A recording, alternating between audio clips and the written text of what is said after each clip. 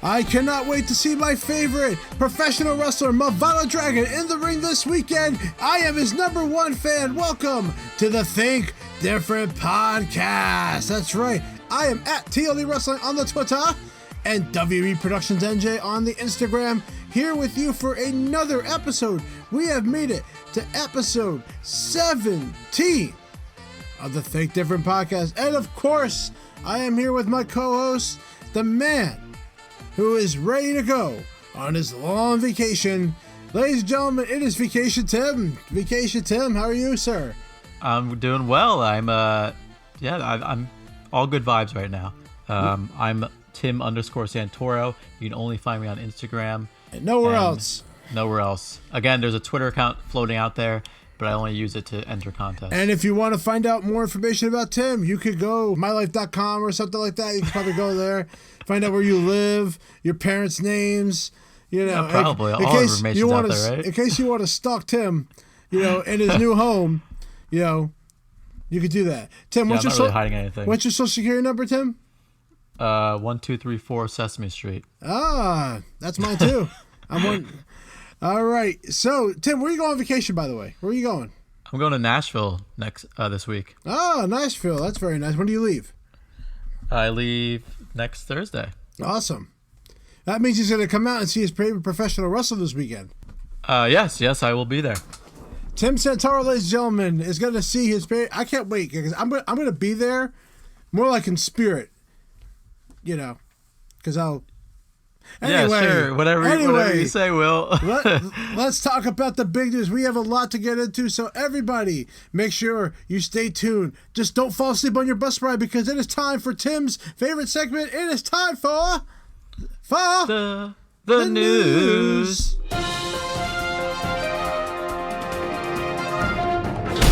Breaking news. Let's start off with Apple TV Plus, which is now available to sign up as of November 1st. So if you're a student and you already are a subscriber to Apple Music's $4.99 plan, you now get Apple TV Plus. Are you? You're a little old to be a student. Anyway, so you now get Apple TV Plus for free. I get Apple TV Plus for free? No, you don't, Will. I actually have a student account. We'll talk about that in a second. Okay. So now you get it with your Apple Music subscription. You'll get Apple TV Plus, so you get all original content with that and stuff like that. But if you do not subscribe to Apple Music and you're not a student, you still have to pay $9.99 a month for the Apple Music and then $4.99 a month for the Apple TV Plus. Now, just a reminder, if you are purchasing a new iPhone, iPad, Apple TV, iPod Touch, or Mac as of September 10th and later, you will receive 1 full year free of Apple TV Plus. Remember, it's out as of today, and Apple TV is out today. Yes, yeah. So get your hands on it. Let us know what you think of all the new content coming out. Well, technically, you can't get your hands on it because technically it's digital. Yeah, but you got to use your fingers to hit the remote to press play, right? Not really. I can play Siri. Oh, you're right. Oh my God. All right. Anyway, moving on. Anyway, but I just wanted to let you know how I do that, Tim. So when I went to college and I graduated, I forwarded all of my student email accounts to my personal mail. And for whatever reason, my college did not stop my email. It still exists. Whoa. So life hack. Because I am able to forward my mail to my Yahoo anytime I write my email in for any service that gives you a discount for colleges, I get to take advantage of that. Because it's still active, right? It's still active, and it forwards to my personal email. So for all you college hackers out there, I'm just letting you know that is a great idea to do. Wow. Thanks, Will. Thank you, Tim. Well, it's too late for you, but Yeah. AirPods Pro have launched, and they are available at the Apple Store today. That's right, AirPods Pro are out. So it has a new complete design to the original AirPods. So now it has more of a silicone rubber inside that is meant to form fit and be a comfort and fit inside of your ear. So the new features of the AirPods Pro is the all-new active noise cancellation technology, which we did talk about last week with the new Beats Pros. So this is a similar feature with the A1 chip and everything else like that, which is pretty cool. It's going to get into our next article release about the new iOS update that includes support for the new AirPods. They're starting at $249, and they now have the new Hey Siri commands in it. The battery life will last up to 24 hours. It comes with a wireless charging case. It is a USB-C to Lightning cable is included within the box, which is pretty cool. Now, Apple is still selling the original AirPods with the charging case, which is $159, and the original AirPods with the new wireless charging case for $199. So, I mean, these AirPods are pretty cool because in a sense that everyone kind of asked for the noise cancellation. And once you get to dive into 13.2, you actually see that the ability to switch on and off between transparency and noise cancellation. So that transparency mode is another feature that we talked about last week, is the ability to still listen to your music, but hear outside noise outside the AirPods or your headphones. Which I find to be very helpful, only because every time that I'm like at work and I'm using the AirPods, I feel like I have to take them out. At least with this transparency mode, now it's like you could leave them in. Yep. What were your thoughts on this, Dan? I mean, it was definitely came out. It wasn't coming out of nowhere. We kind of knew this was happening, but it came pretty quick. And now everyone was wondering for the rest of like the next month or two, what else is Apple going to announce? Because we know the Mac Pro is coming out. Yeah, we know that there's enough information about a 16-inch MacBook Pro coming out. So there was no keynote this year regarding all the new stuff coming out for the holidays. So I got to ask you, what are your thoughts on these AirPod Pros? I mean, definitely the noise cancellation and that whole transparency mode is pretty cool. But as a AirPod user already, I don't see myself upgrading from the original AirPods to the AirPods Pro yet. Noise cancellation is just not an important factor for me. You know, I just need it for my exercising and being able to use it, you know, on calls and listen to music whenever I'm out on the road or whatnot. So the noise cancellation idea, I don't travel very much, so I don't really need that kind of feature. The price point, by the way, is awesome. I mean, $250. I'm surprised because a lot of people think the price is a little high. I've been really, hearing people for noise cancellation headphones. I mean, Bose, you're spending $399 for noise cancellation headphones. But those are over the ear too, and that's a different kind of quality too. You know, I like the shorter stem. I like that. Yeah. It's definitely going to fit in your ear a lot better. That's for sure. I don't see that falling out of a lot of people's ears. Not to mention because you have the tips as well. The case is a little fatter too. If you notice that it's not as long, it's a little more fatter. So if you like to pocket your AirPods, that's a big thing. Now, I actually talked to one of our Apple employees, and I do plan on getting a pair of these. Oh yeah. So I'm taking the leap in. So I'll review them at some point once I get my pair, and then we will try them out and see what it sounds like. Release of iOS 13.2. I'm not saying they had to rush this release in time for the AirPods Pro, but they kind of did.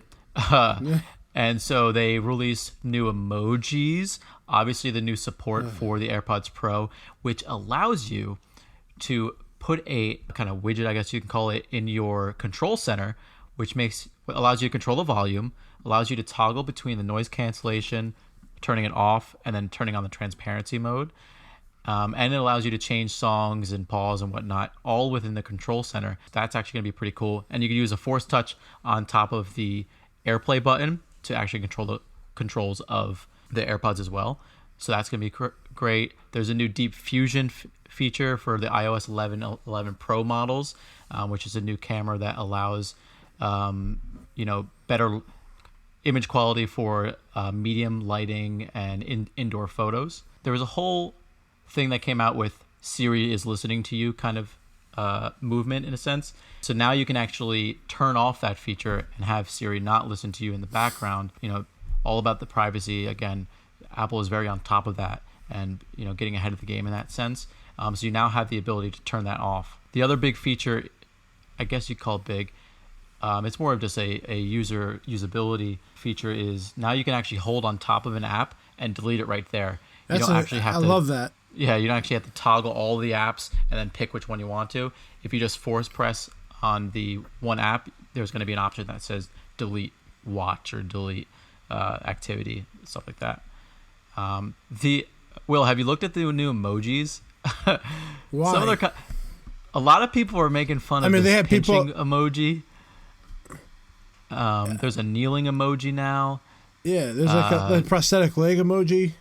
Yeah. There's an orangutan, which is pretty cool. It's one of my favorite animals. They finally have a waffle emoji. That was a big request. I was just going to say that, yeah.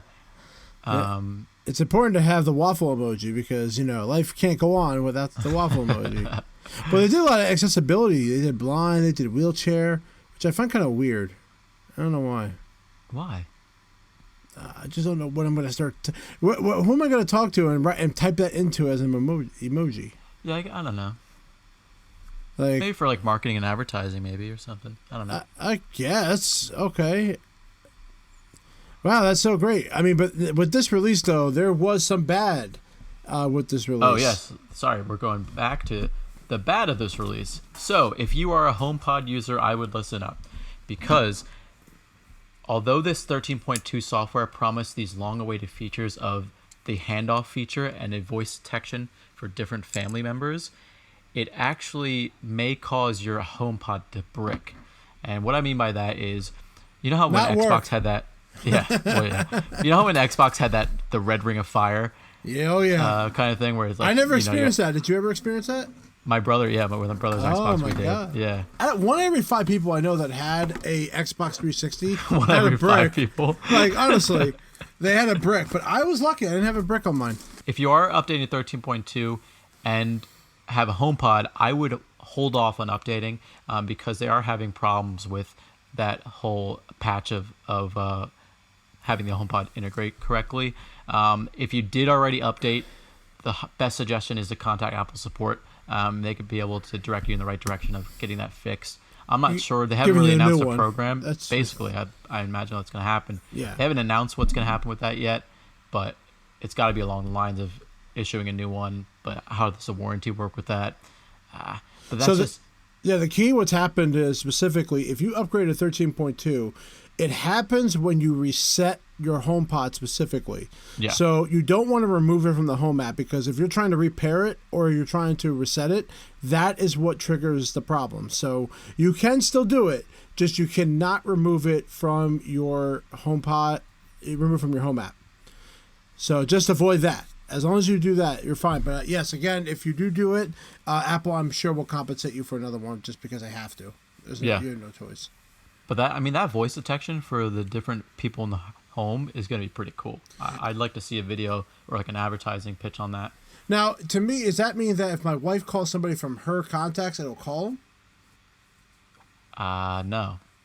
Well, then it's no different than what it's like now. It knows the voice differences between me and my wife already. It knew that right before I did the update. Oh.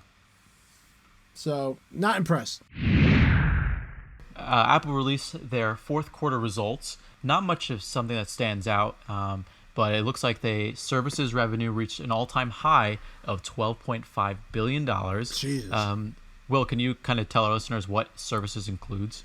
That's going to be including anything with the App Store. That is Apple Care, iCloud, anything that's a service. That Apple TV will be a part of that, I would assume. Apple Music. So that's all anything that's a service is part inside of your Apple device, Apple Arcade, that all counts as part of this. So I'm not surprised it went up because Apple Arcade came out and it just grows every year. There has never been a year where they have not grown. Yeah. I mean, they've grown 4% on the previous quarter of last year. Everything's up. Services, wearables, and iPad were higher than expected. They're just doing great. And this is before Apple TV Plus is released. This is before the AirPods Pro were released. This is before new services and the holidays are coming up. So the next quarter is going to be something that is going to be paid attention to. You can check out the quarterly results on their website in the newsroom section, and it'll also be accessible on thinkdifferentpodcast.com under articles. And I got to tell you, the last couple of weeks, man, that stock has climbed. Oh, it's been great. It's been really great, especially for me. So, being that I started stock back in 2010, so I've been doing very well with Apple stock. So, again, another positive result for everything. Nothing really bad going on right side of Apple right now. Everything's good, but it really will be a big deal. We'll see next quarter because their first quarter starts soon. Because obviously they make the most money during the holiday. It's always smart to put your quarter one during the holiday season because that's when you make the most money. Because technically this is the end of the year for them, and probably the summertime is probably the less busiest time for them.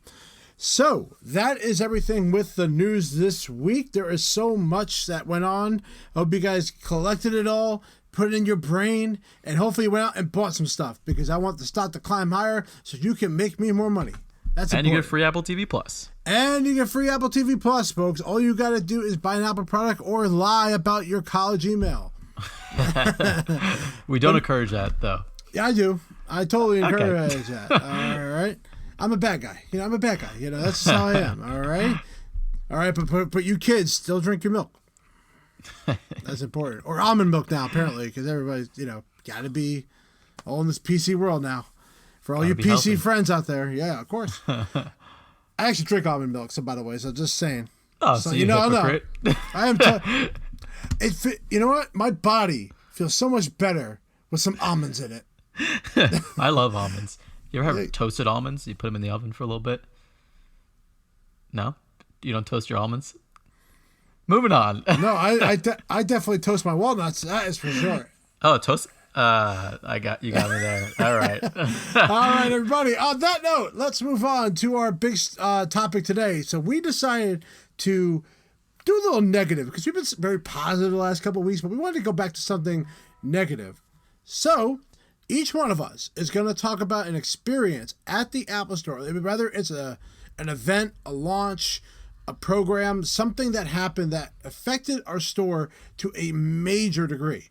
And that's going to come up next. I was told by AppleCare that I could walk in the store and get the part. Welcome back to the Think Different podcast, the worst, best podcast for all your Apple news. And by the way, in case you didn't know, and this is the first time you're listening, me and Tim were former genius techs at Apple. He was more of an admin, but he counts because he knows what he's doing. Yeah, I got certified. You got certified. There you go. And now it's time to talk about the worst things about an Apple Store when something just doesn't go right. And we thought each one of us is going to bring up a subject or a topic that has happened in one of our Apple retail stores that affected the entire store in a big degree. So I want to start with Tim because mine's a little bit older. So I thought that this is something very relative. And for all the genius technicians that are listening to this right now, you know the hell we went through with this. My story is probably going to be obvious for the people that know me from the store that Will and I worked at. The iPhone battery program that happened earlier last year was probably the biggest nightmare I ever had at the Apple Store. As an admin too, let's talk about from the admin perspective. We'll talk about my perspective, then we'll talk about the store. Sure, definitely. So just as a background first, and then I'll talk about the admin's perspective.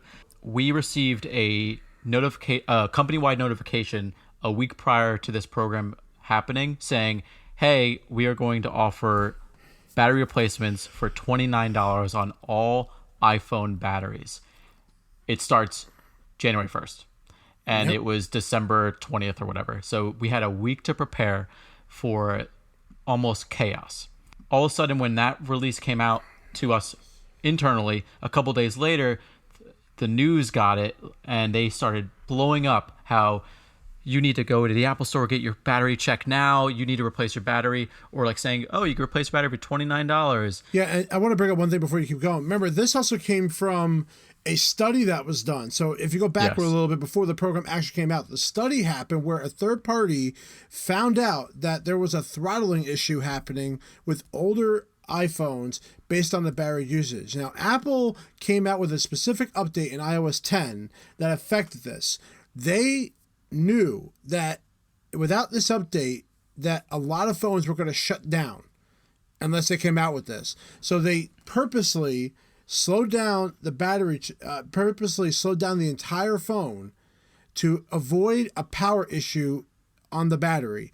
So they didn't consider these batteries defective. They consider it more of a aging battery with a software issue that they had to slow down the whole machine. And this company found that out based on testing newer phones to older phones and realized that there was a throttling happening based on testing. So Apple couldn't avoid this. Nope. And they were put in a spot where they really looked bad. There was really no way they could spin it. And they thought the best option to do was offer everyone for 1 year $29 battery replacements no matter what. Yep. It didn't matter if they were in warranty, out of warranty, even if your battery was at 90%. But we'll talk about that because there was a lot of things that happened that changed Apple entirely regarding from an Apple Care perspective, from a battery price perspective, and what it is now. This changed a lot. So that's the backstory of where this came from and where it started. So again, January 1st to December 31st, you can come in any time and get that battery done. So let's talk about the first days of that, Tim, because we know you know where to go with it, so you can start. So the line, first of all, the line was out the door of customers that wanted to service or check their battery and stuff like that. And again, being that they only announced it a week prior, they didn't prepare every store with the amount of stock that would be expected of each customer to come in. So we just were operating at normal stock levels with the batteries, service part batteries.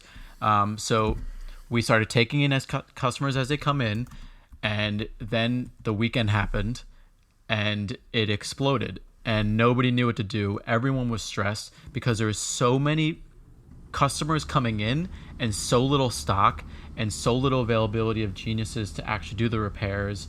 And everybody was just coming in, like Will was saying. People would just come in, they hear about it on the news or they read an article on Facebook, and they would come in, their battery was at 95% good, but they would still want to get it replaced because they can for $29. $29 is that's a lunch, at on your company workday or something like that. Like that's not a lot of money. So people would come in and panic thinking that they had to get their battery replaced. So from an admin perspective, each repair would have an associated battery part number. Now each part number was different per phone. And there was only a certain available stock for each battery, for each phone. So you can actually have an iPhone 6s Plus and that has its own part number. iPhone 6 Plus has a different part. Like, it's all convoluted, right? And again, we accepted them as they came, and then all of a sudden they just kept piling up. And then it got to the point where we were servicing, we had a stock of maybe 400 to 500 batteries in the back of our house. How many repairs was the most that you remember getting? Like total of, whether it was in-store repairs, out-of-store repairs? Because I remember a number in my head, but I want to see what you think. In 1 week, we did 2,100 battery repairs. 2,100. 100 batteries. It was... Were on order or in the store? Yeah, exactly. And our store was actually the busiest in the New Jersey market. And that makes no sense. Yeah, it does not make sense at all. It was the busiest in New Jersey market. And so the communication was poor from Apple. Yeah. The procedure on ways to do it and how to handle it was kind of on the fly. You handle it customer by customer. Sometimes never mind. I'm not going to go into a whole caveat about adjusting costs for the battery because that is a whole nother issue. But so there was people were arguing the fact that it wasn't free. That wasn't free. And, yeah. And to be, it's really weird because with the update that they did, from what I understood, they mentioned that this was going to happen. It was written in there, yes. Yeah, so it's not like Apple didn't warn you, but again, not a lot of people, talked about it. And then on top of it, I remember certain iPhones, like the iPhone 6 Plus, it took 3 months. It took from like March to April to get the batteries in for those. Yeah. So, like I said, there was no set procedure or program or way to do it. It was kind of this store figures out how to do it versus that store figures out how to do it.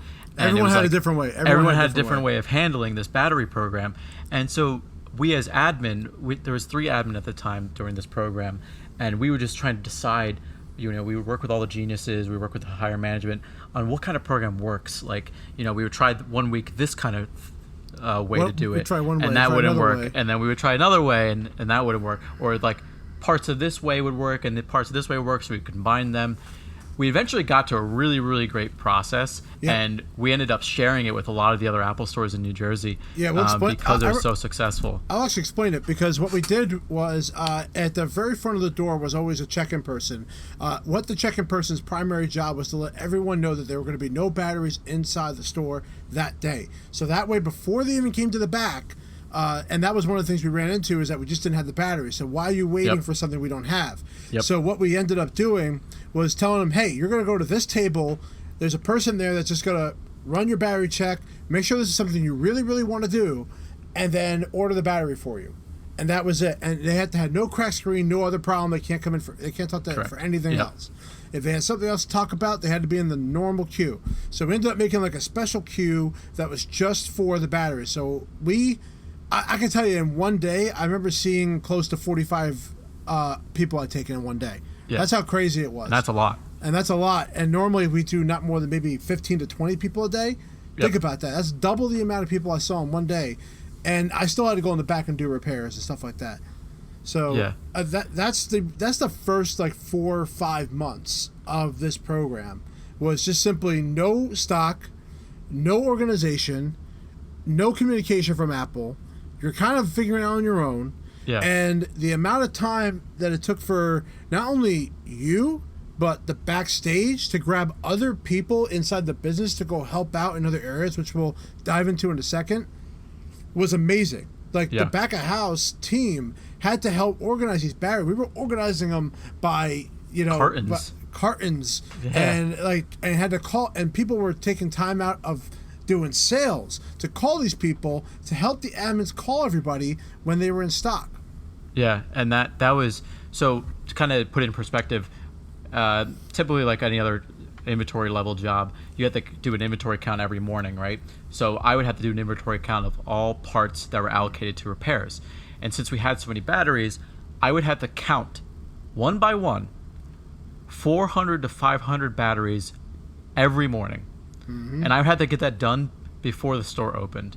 So it was an unbelievable expectation put on by Apple because you had to do that. Like, if you didn't do that, it would mess up all the inventory levels for a day, and you don't get the day start off right. So there was times where people just felt for me, like I was just, I would get in the morning, I would show up early because I wanted to get it done before the store opened. And it was a nightmare, and I wish that Apple took the situation a lot more seriously than they anticipated. I don't think they anticipated as many people coming to the store to get their battery replaced. No, they didn't. And then when it happened, they couldn't do anything about it, and it was kind of just trying to is there a way of trying to tread water the entire time. But like Will mentioned, the only great part that came out of the Apple battery program was the camaraderie of the Apple team itself. Oh, God, So you got help from the sales team, from the creatives, from the geniuses, the managers helped out. Managers were opening phones. Like it was just such a team effort to get customers in and out the door and have the best service possible.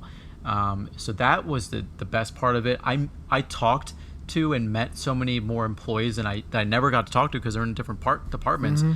And I got to know them because you kind of just, when you go through something that's so difficult as that program was and so strenuous, you just get to know everybody, and you enjoy those times together, because at the end of the day, you're part of a team, and you get things accomplished by working as a team. So that was the greatest part that came out of it. Yeah, I'm going to talk a little bit more on the genius side now of what that kind of felt like. So again, one of the things that came out of this program is now that in the middle of this program, we came out with an update that would now tell your phone what your battery capacity was. So that made our job a lot easier, because now it was easier to tell them, hey, your battery's good or it's not. And we don't have to run a diagnostic to tell you that. But before this program came out, that's what we had to do all the time. There was no way for you to know that your battery was dying, unless some phones had a way to tell you, but it was a very small amount. Now you know your capacity levels, and because of this program, that's why on your iPhone today, that there is a capacity program built on there now. So it tells you what your battery life is. So that made that job a lot easier talking to people. Now let's talk about the repair. So what ended up happening, because Apple couldn't pull all these geniuses to do these repairs. They had to get more people into the role of a service specialist, and they had to get more, because service specialist basically is a role where they service iOS devices, including iOS repairs, but they do not service Macs. Yep. They're allowed to open them. Back in the day, when we used to have the FRS role, they couldn't open the phones at all. It was only just troubleshooting iOS, but never opening them. So a genius had to do that all the time. So service specialist became the helpful to do that, and the way the program went. The first month when we started getting all the batteries in, we had those 2,000 batteries, and people would just come in and just drop off their phone and go. Yep. We had to try to organize it where we told them a time period to come in. That way we could control how many people we saw or were expecting. So that way we can stock everyone in the right area. It was so bad that Apple had to hire third-party people to come into the store and help us. That was a nightmare. Now, here's the problem with that. On one hand, you could look at it as, well, great, we have more hands to help out. The problem is the type of people they were hiring. Yeah. These were people who didn't have a job and were just looking to do something. They have no boss on them, and they could basically just do what they want. The only job they could do was open up the phone, take the battery out, put the new battery in, and they couldn't update notes. They couldn't do anything about the system. That's all they did. But there were a lot of weird people that came in. A part of it. Some people were talking a lot. Like, I remember the one girl was talking about her personal life that was like really, like, way too far, that we don't know you that well enough to talk about that, especially out in the open. People were showing up late. They would just leave. Yeah, it was kind of surprising that Apple did that, but they kind of had to, right? I mean, no, they didn't. They could have just hired more people to be service specialists. That's all they had to do. Yeah, but that's cost them more money. They wanted temporary hires, but the problem with the temporary hire was that they had no boss to report to that was on site. No. And that's what the issue was. They had this full freedom. They couldn't have lunch in the back. Like they just had to walk into that room, and that's it. Yeah, it was a super weird situation. It really was. I never had anything like that being there as long as I have, where they had that people come in. So eventually they started getting specialists who wanted to learn to do the same thing, which was a lot better because it's more trusting. You can trust them. Yeah. So that ended up happening, and then end of night. So let's talk about end of night. So when the store is closing, let's say around 9 o'clock, people before the store closes, they want to come and just drop their batteries off for repair. However, if you're dropping it off like 30 minutes before we close, you're not getting that phone back that night. Yep. And what ended up happening was there were so many people and there weren't enough geniuses that you were waiting up to 3 hours for a battery repair. Yeah. That is the most ridiculous thing you could possibly think of. But that's how many people came in on one day. We would have to quote 3 hours for a battery replacement. And again, we got better at that more on the front. Say, hey, we need an investment of 5 hours or 4 hours or 3 hours of your time today if you want to do this. Or we order it, we get the repair ready, you come back when you want to drop it off. But you can't come back before 7:30. Like, we had to be very strict on that too. Yep. And people didn't listen to that. And then they came in anyway. No, of course not. And it was a crazy time. I couldn't believe how fast we were pumping batteries out. There was a point where there were 6 technicians in the back. Yeah, I remember that. Doing repairs. And I actually was supposed to stay in the front of the store. And I said, I'm not. I'm going in the back and I'm finishing up these Macs. Do not book any, what we call, like, quick Macs. So if someone came in with a Mac and I'm there, I was like, do not do that. We have to fix these phones. Like, we had to pump out a lot of phones in a small amount of time.